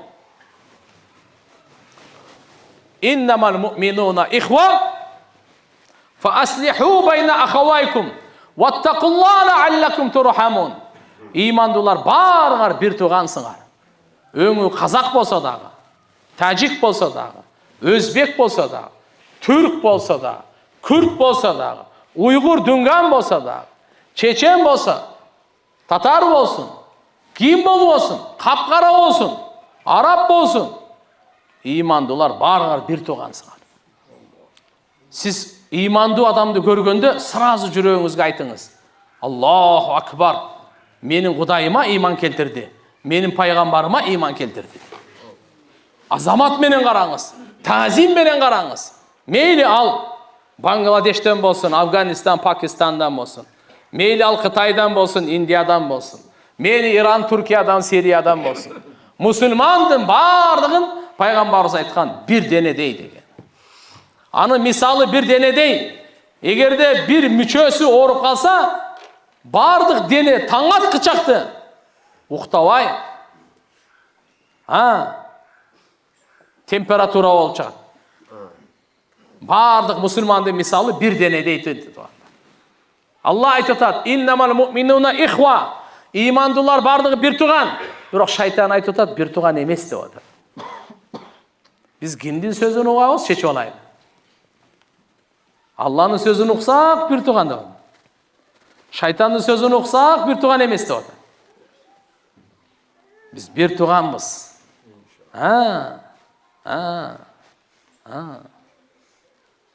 Ошончо имандуулардын бардыгы бир тууган. Фааслиху байна ахавайкум. Эгерде эки мусулман урушуп кетсе, сиз бул жакта карап турбаңыз. От салбаңыз күчөйтүп. Күлбөңүз. Сүйүнбөңүз. Не кылыңыз? Элдештириңиз. Тез токтотуңуз. Аслиху байна ахавайкум дейт. Бир туугандарыңардын ортосун элдештиргиле дейт. Аял менен эркек күйөөсү менен аялы урушуп кетти. Биякта күтпөңүз сиз. Кошуна менен кошуна урушуп кетти. Бир тууган менен бир тууган, бир дос менен дос. Кандай болуп кетсин? Мына жакта от таштап, керосин таштап турбаңыз. Унчукпай, күлүп турбаңыз. Башыңызга келет. Алла аларды эле сынабай эле турат, ошолор аркылуу сизди сынап атат. Сиз эмне кыласыз? Качып кетип каласызбы? Жок. Биз дароо пайгамбарыбыз айтты: мен силерге намаз окугандан, орозо туткандан, садака бергенден дагы сооптуу амалды айтып берейинби? Эки мусулмандын ортосун элдештирүү. Ынтымакташтырып коюу. Бул садакадан дагы, орозодон дагы, намаздан дагы сообу күчтүү. Мусулмандын ортосун бириктирүү. Ким Алланын акысын берсе, адамдардын акысын берсе, өзүнүн акысын берсе, анын исламы толук. Anın İslamı толық. Şunun için Allah Taala Kur'an-ı Kerim'de "Vattakullah la'allakum turhamun." Takvalıkты tandagıla, mümkün sizlerge Allah Taala rahim kılar deydi. Ağay Müslüman bir tuğandar, kimdin ata enesi tiri olsa silap kalaylı. Ötüp ketken bolsa, emi arman жоқ. Алларға дуа кылганды унутпайды. Атанын тугандары менен жакшы болойлу, апанын тугандары менен жакшы болойлу. Алла Таалам сизге алхамдулилла аял берди, перзенттерди берди. Эң жакшы мамилени ошолорго кылайлы. Kur'an'da aytat, وَبِالْ وَالِدَيْنِ إِحْسَانًا Ata-enеңе ең жақшы мамиле қыл. Ең чырайлы сөзді ата-енеңізге айтыңыз. Ең жақшы киімді ата-енеңізге кигізіңіз. Ең жақшы қызматты ата-енеңізге қылыңыз. Ең бірінші орындағы жақшылықты ата-енеге. Пайғамбар саллаллаху алейхи ва саллям айтат, «Хойрукум ли ахлихи». Сілердің ең мықтыңарды айтайын кім? Үй бүлі бала чақасына ең мықты, ошол сілердің араңарда ең мықты. Мен өз үй бүлі бала чақама ең мықтымын дейді. Момындардың иманын толугу үй бүлі бала чақасына жақшы мамиле кылууда. Шунча Алла субханаху ва таала бизге пайгамбарыбыз Мухаммад алейхиссаламдын үлгү кылып кулк мүнөзүнө. Пайгамбарыбыздын кулк мүнөзү өтө жогору. Пайғамбар саллаллаху алейхи ва саллям Абу Хурайраға айтты. Құлқ мүнөз эмне екенин билесиң ме деді. Жоқ, сіз айтыңыз. Пайғамбар айтты, силман қата. Ким үзсө, ошо менен түзүңүз мамилени. Туғандар ким менен мамиле кылбай койсо, катташпай койсо, болор болбогон акчага, жерге жана башка маселеге сиз менен мамилени үзүп койсоңуз, сиз да үзүп койбоңуз. Сиз менен үзсө, сиз түзүңүз. Силман қатаак. Ким сізді кессе, сіз ошо менен байланыш. Ахсин иля ман асаа илейк. Ким сізге жамандык кылсага жакшылык кылыңыз. Фафу амман заламак.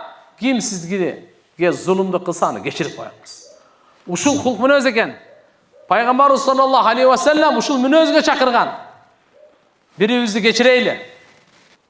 Бирибизден кечирим сурайлы. Ортамыздагы мамилебизди чечишип алайлы. Ахиретке таштабайлы. Тияк чатак. Бул жерден эле аласа бересебизди чечип алайлы. Бирөөгө жамандык кылган болсо ушул жерде эле чечип алыңыз деген пайгамбарыбыз. Кечирим сурап коюңуз, оңой эле чечилет. Ахиретке калтырбаңыз. Бирөөнүн бир нерсесин алсаңыз кайтарып бериң. Алдап алдыңызбы, тартып алдыңызбы, жулуп алдыңызбы? Қалпайтып алдыңызбы? Құдай сақтасын, уырдап алдыңызбы? Қайтарып берің. Тияққа ақиретке қалтырма. Ағай мұсылман бір туғандар, мұсылман қоғамшылығы менен біздің жақшы мүнөзүбүз, сабырдылығыбыз, айыптарын жашыру, гыйбатты тоқтату, айыбын издебей, жаман сөзмен атабай, момунду мусулмандын көңүлүн көтөрөйлү. Улуу алым айткан экен. Лиякун хаддул муъмин минка салас. Сизден бардык мусулмандардын үлүшү бар. 3 нерсе. Менде бардык мусулмандардын 3 үлүшү бар. Лиякун хаддул муъмин минка салас. Сизден момундун үлүшү 3. İllem tenfa'hu fela tadurruhu. Эгерде сиз пайда бере албасаңыз, аларга зыян бербеңиз. Ушул мусулмандардын сизде болгон үлүшү, акысы. Бардыгыбыздын сизде акыбыз бар экен. Кандай? Бизге пайда бериңиз. Буга пайда бериңиз, буга пайда бериңиз. Пайда жеткириңиз ушуларга. Пайда жеткире албайсызбы? Зыян бербеңиз. Ушу биздин акыбыз. Ар бирибиз өзүбүздүн ордубузга коюп көрөбүз. Мен бул кишини мисал кылып айтып атам. Иллам танфa'hu fala tadurruhu. Эгерде сиз пайда бере албасаңыз бизге, анда минимум бизге зыян бербеңиз. Бул 1. Ikincisi, ve illem tufrihu fela tagummu. Eğer de bizde kuantır albasanız, gönlünüzü götür albasanız, bizde gıcalat kılbanız siz. Uşu bizden ülüşümüz sizde. Müslümanların bardığın ülüşü bizde şunday barken, her birimizde. Mende dağı, sizde, her birimizde. Eğer siz beni kursant kıla alasız mı? Gönlümü götür alasız mı? Götürünüz. Duhumuz yetevi, malades, azamatsız. Жоқ bu, meni gıcalat kılban. Meni kaygıga salvan. Ha. Üçüncüsü, ve illem temdahu fela tadumma. Eğer de siz meni maktay albasanız, meni jamandabаңыз. Meni maktаңыз, menin ülüşüm, sizdeki akım.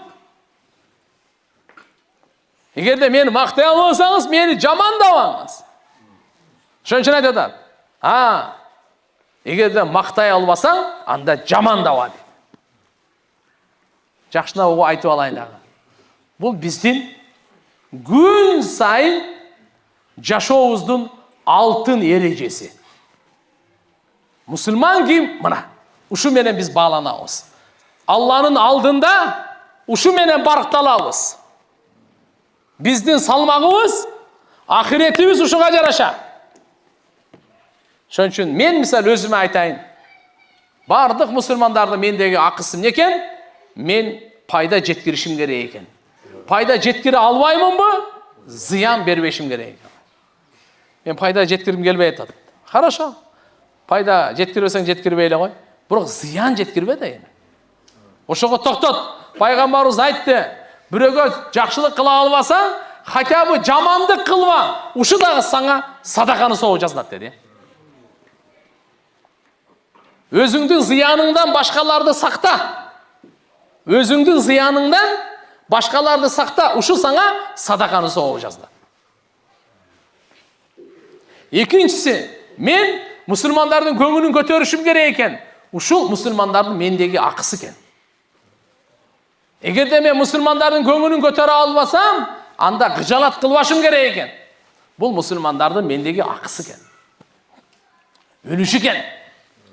Үчүнчүсү, мен макташым керек экен. Müslümandарды мактайын. Бирок көз алдында эмес. Артынан. О, байке. Адалдан табат. Кайраттуу. Үй бүлөсүн адалына мен багат. Машалла. Намазга бекин постоянно биринчи сапта. Аллаху акбар. Колунан таспih үзүлбөйт. Дайыма карасаң сүннөт менен тамак жейт. Машалла. Куран ачкан эле ачкан. Мечитке келсем саждада көрөм, же рүкүдө көрөм. Аллаха сахабаларды Алла Таала айтты. Пайгамбар саллаллаху алейхи вассаламга. Карагандай. Аларды же рүкөдө көрөсүң, же саждада көрөсүң дейт. Алар карта ойноп атканын көрөсүң деп аткан жери жок. Шашки, шахмат, нарда ойноп атканын көрөсүң деген жок. Аларды көрөсүң рүкүдө, руккан суджадан, саждада көрөсүң. Симахум фи вужухи мин асари суджуд. Жүздөрүндө сажданын нурлары жаап турат. Тәсирлери көрүнүп турат. Ошон үчүн мактайлы, артынан мактайлы. Жүзүнөн мактаганды пайгамбарыбыз тыюу салган. Ким бетинен жүзүнөн мактаса, моюн сындырганга барабан деген. Жүзүндө мактаган киши оозуна топурак толтуруп болот деген.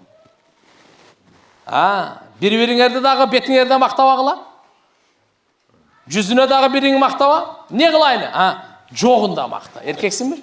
Жогунда макта. Мына, чыныгы мактоо ошол. Будан эмне болот? 1000 деген ибадаттан жогору согуп аласыз. Бир мусулман ушул жерде жок, ошонун артынан мактайлы, шубабайлы. 1000 деген ибадаттын соогун алабыз. Ортодо жүрөктө мухаббат болот.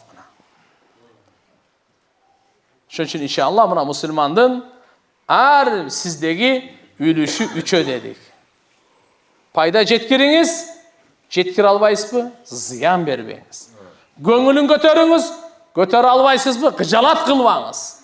Мактаңыз, мактай албайсызбы? Жамандабаңыз. Ушундай кылабызбы иншалла? Кандай дейсиздер? Ушуга эң биринчи алхамдулилла үй бүлөгө пайда берин эми. Ошу үй бүлөдө эле мусулман да. Биринчиси ошол да. Аларга пайда бере албасаңыз, аларга зыян бербең. Алардын көңүлүн көтөрүңүз. Bir тугандарыңыздын, аял бала чакаңыздын көңүлүн көтөрүңүз, Көтөрө албайсызбы? Аларды кыжалат кыла бербең, жөндөн жөн эле. Мактаңыз, мактай албасаңыз жамандабаңыз. Мына мусулмандын мүнөзү кандай болуш керек? Жакшы кулк мүнөз кыямат күнү таразада тартылганда эң салмактуу болот. Эң соопторду баса турган жакшы кулк мүнөз. Ошон үчүн иншалла келиңиздер, жумшак болойлу, райымдуу болойлу, кичпейил болойлу, текебер болбойлу. Керсейбеңиз, түзөй турган жери бар. Кыйынсынбаңыз, кыйындар жердин алдында. Бизден көп жашагандар жердин алдында. Бизден байлар, бизден сулуулар, бизден күчтүүлөр, бизден акылдуулар, бизден билимдүүлөр, бизден кыйындар, бизден ибадаткөйлөр бардыгы жердин алдында. Siz biz kimbiz biz? Ошон үчүн иншалла биз дайыма алхамдулилlah жакшы кулк мүнөз менен пайгамбарыбыз кичпейил эле, кичпейилдикти үйрөнөйлү. Жумшак райымдуу эле, райымдуулукту үйрөнөйлү. Бирибизге райымдуу болойлу. Пайгамбарыбыз айтты: "Ирхаму ман фил ард, ярхамукум фис сама, ар-рахимун ярхамухумур рахман." Жер бетиндегилерге райымдуулук кылгыла. Өзгөчө эркектер аялдарга райымдуу болгула деди. Күчтүүлөр алсыздарга райымдуу болуңуз. Аны кыйнабаңыз. Байлар, байлар, кембагалдарга райымдуу кылыңыз. Бардыгын эле өзүңүз дей бербей, аларга да кичине жол ачып коюңуз, алар да кичине жашоосун жүргөзсүн. Бардыгын эле өзүңүзгө тартып албаңыз, Көпчүлүк азчылыкка райымдуулук кылгыла. Көпчүлүк азчылыкка райымдуулук кылгыла. Мансаптагы бийликтегилер калк жөнөкөй элге райымдуулук кылгыла. Ата-эне бала чакага райымдуу кылсын. Райымдуу жашоону пайгамбарыбыз айтып атат. Жер бетиндегилерге райымдуулук кылгыла. Айвандарга да райымдуулук кылгыла. Жөндөн жөн азаптаганга акыңар жок. Пайгамбар саллаллаху алейхи ва саллям бир жолу Мадинада шаарында сыртына чыгып баратса, бир бакта төө ыйлап аткан экен. Бакка кирип барды. Кулагынан мындай кылып сылады, ыйлабай калды. Айтты: "Мына төө кимдики?" деди. Bir жаш жигит чыкты ансарлардан. "Меники, я Расулаллах." Пайгамбарыбыз айтты: "Бул арызданып атат" деди. "Мага арызданып атат. Төө пайгамбарыбызга арызданып атат." Аллаху акбар. "Мага азыраак чөп жем берет, мени көбүрөөк иштетет" деди. Караңызчы, пайгамбарыбыз саллаллаху алейхи ва саллям айвандардын укугун сакташ үчүн келген, адамдардын укугу эми каякта жатат? Ошон үчүн туугандар, келиңиздер, аялдарыбыздын акысын берейли. Сиздин акыңызды береби, бербейби, кыямат күнү жооп берет ал. Кабырда жооп берет ал. Бирок сиз бербей койгон үчүн сиз жооп бересиз. Ошон үчүн биз берейли акысын. Атабыздын акысын берейли, Алла Тааладан сообун алайлы. Апабыздын акысын берейли, Алла Тааладан сообун алайлы. Аялыңыздын акысын бериңиз, Алладан аласыз. Балаңыздын акысын бериңиз, Алладан аласыз. Bir туганыңыздын акысын бериңиз, Алладан аласыз. Кошунан акысын бериңиз, Алладан аласыз. Жолочунун акысын бериңиз, Алладан аласыз. Алладан аласыз. Өлгөндүн акысы да, өлүктөрдүн акысы бар. Bir өлүккө кирсеңиз, өлүк жууганда анын акысы, анын айыбын сыртка айтпаңыз. Оозу кыйшайып калыптыр, bir көзү ачылып калыптыр, өңү карайып кетиптир, оозу жабылбай калыптыр, паланча жери мындай болуп кетиптир. Анын акысы бар. Сыртка чыгып пайгамбарыбыз айтпа деди. Не деди? Өлүк жуугандарга, даже биздин динибизде тирүүлөрдүн эмес, өлүктөрдүн укугу корголгон. Өлүктөрдүн укугу сакталган. Өлүктөрдүн. Адам албетте өлүп атканда ар кандай, жаны чыгып аткан тамаша эмес да. Эмне колго мык кирип кеткен, мыкты чыгарган элестетсеңиз, ол жан целиком чыгып атат. Ар кандай болуп калат. Адамдын көз аңы тарылып калат. Оозу башы кыйшайып калышы мүмкүн. Капкара чачы аппак болуп кетиши мүмкүн. Ар кандай болуп калат. Бирок ошону сыртка айтканга акың жок.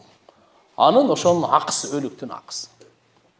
Даже пайгамбар ушуга чейин айтты: "Ла тасуббул маута фа иннахум афдау ила ма каддаму." Өлүктөрдү тилдебегиле, өлүктөрдү сөкпөгүлө. Анткени алар ахиретке жиберген амалына жолукту.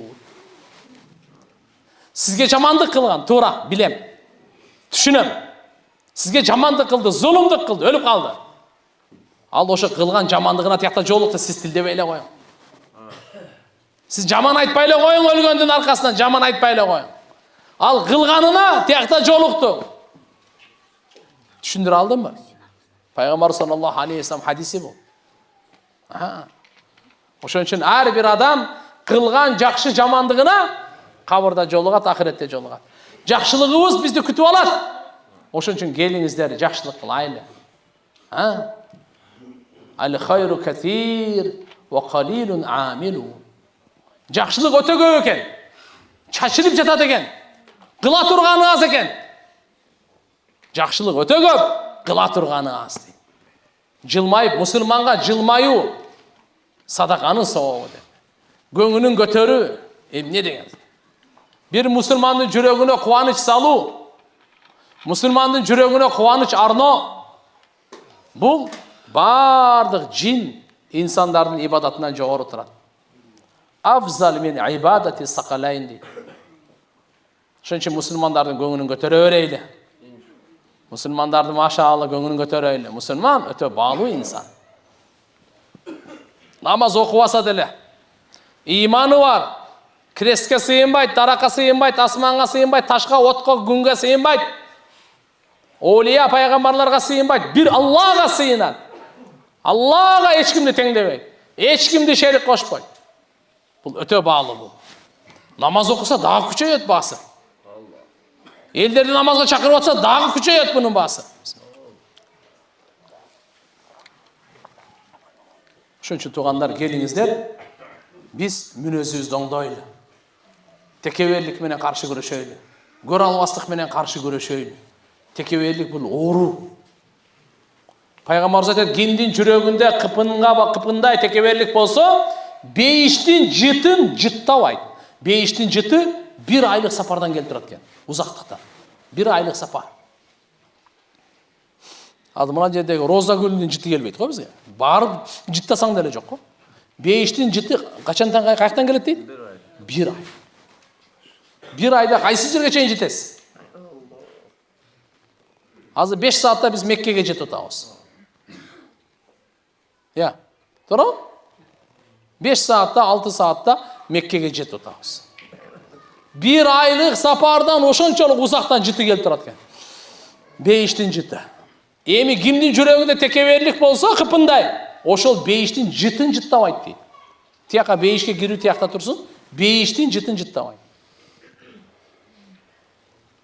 Текеберлик ушундай жаман нерсе экен. Алла Таала айтат, текеберлик менин жамынчым, ким талашса мен талкалайм аны дейт. Бүктөп коем дейт. Аллага таандык. Аллага таандык. Пендеге лайык эмес. Бир тамчыдан жаралып алып текеберлик кылып таптакыр лайык эмес. Эки нажас жерден чыгып алып, bir атаныкынан, bir эненикинен эми келип текеберлик кылганы лайык эмес буга. Бизге текеберлик лайык эмес. Бирок шайтан текеберликтен кеткен. Ким текебер болсо шайтандын досу. Пайгамбар саллаллаху алейхи ва саллям мындай дейт да. Сахабалар айтышты. Жакшы кийим кийсе текеберликке жатабы? Жок. Жакшы кийим кийсеңиз текеберликке жатпайт. Жакшы бут кийим кийсеңиз текеберликке жатпайт.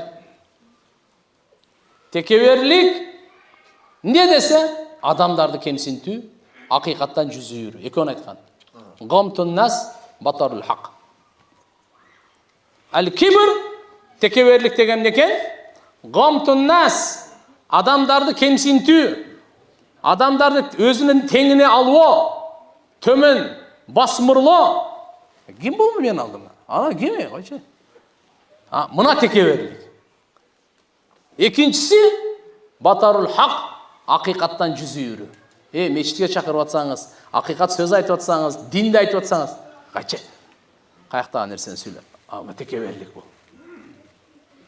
Атак инналлаха джамилун юхиббул джамал. Алла чырайлуу, Çırайлılıkты жақшы көреді. Жақшы киініңіз, бұл текеберлік емес. Жақшы үй салыңыз, текеберлік емес. Жақшы ат миніңіз, жақшы машина айдаңыз, жақшы тамақ жеңіз, текеберлік емес бұл. Текеберлік қайсы екен? Адамдарды кемсінту. Текеберлік жүректе болады, кішіпейілдік жүректе болады. Шundan сақтанайлы. Екіншісі, көралбастық деген жаман ору бар. İçi tardық деген жаман ору бар. İçi күйүү деген жаман ору бар. Аллах акбар. Бұны хасад деп қояды. Пайғамбарымыз айтты, сілер көралбастықтан сақтанғыла. Анткени көралбастық адамның соғыптарын ушундай қырат, қандай устара чашты қырғандай. Устара чашты қырғанда бір чач қалау. Bir soğup қалбайды дегенде. Bir hadiste келет, көралбастықтан сақтанғыла. Анткени көралбастық угуп алыңыз. Отынды жегенде соғыптарды ушундай жейт дейт. Тапқан соғуңуздун бардығын жоқ қыласыз. Ошон үчүн көралбастық менен күрөшөйлү. Кантип күрөшөбүз? Кең пейилдик менен. Машалла, Кудайым буга бериптир деп. İçi тардык кылып не кыласыз? Тарга тар дүйнө, кеңге кең дүйнө дейт кыргыз.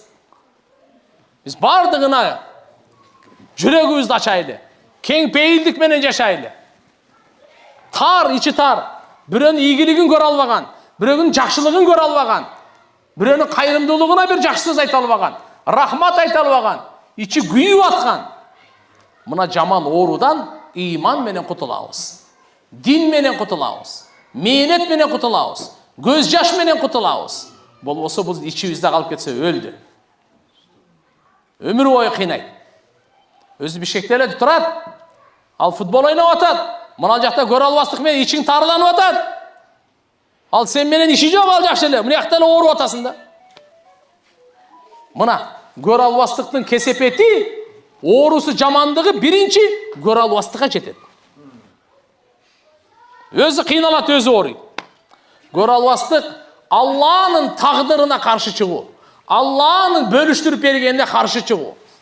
Алымдар ушундай деп айткан.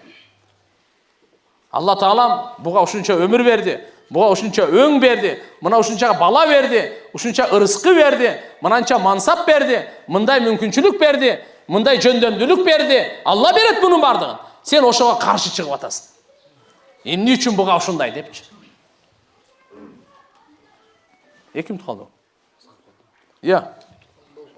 Жарык эле болуп турат го эчте. Тугандар, Алла Таала убакыт өткөнүн дагы билбей калдык. Жаратканым иншалла баарыбыздын жүрөгүбүздү тазаласын, амин. Баарыбыздын жүрөгүбүзгө, бирибизге сүйүү берсин, райымдуулук берсин, ыймандуулук берсин, нурлуулук берсин Алла Таала жүрөктөрүбүзгө. Амалыбызды оңдойсун Алла Таала. Шайтандын азгыруусунан сактасын.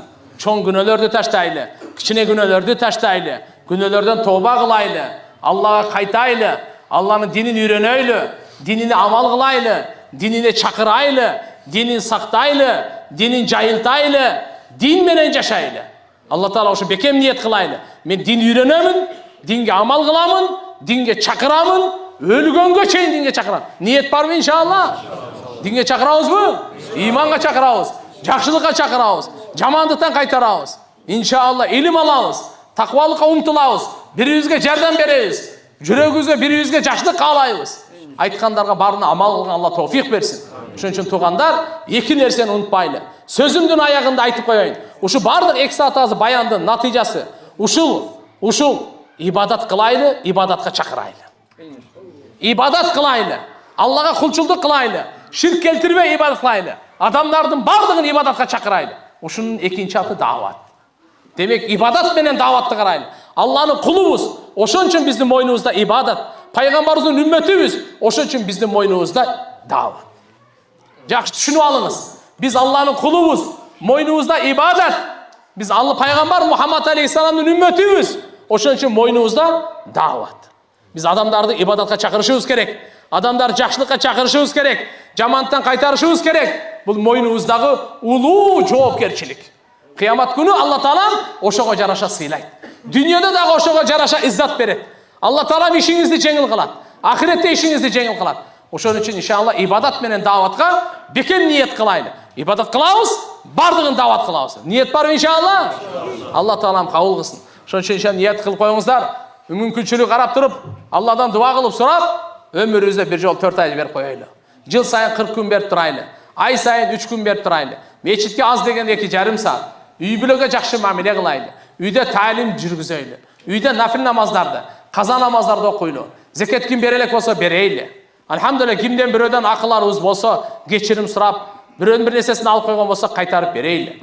Алла Тааладан дайыма жакшылыкты сурай берейли. Алла Таалам ыраазы болсун. Ниеттерибизди Алла Таалам кабыл кылсын. Суроолор барбы?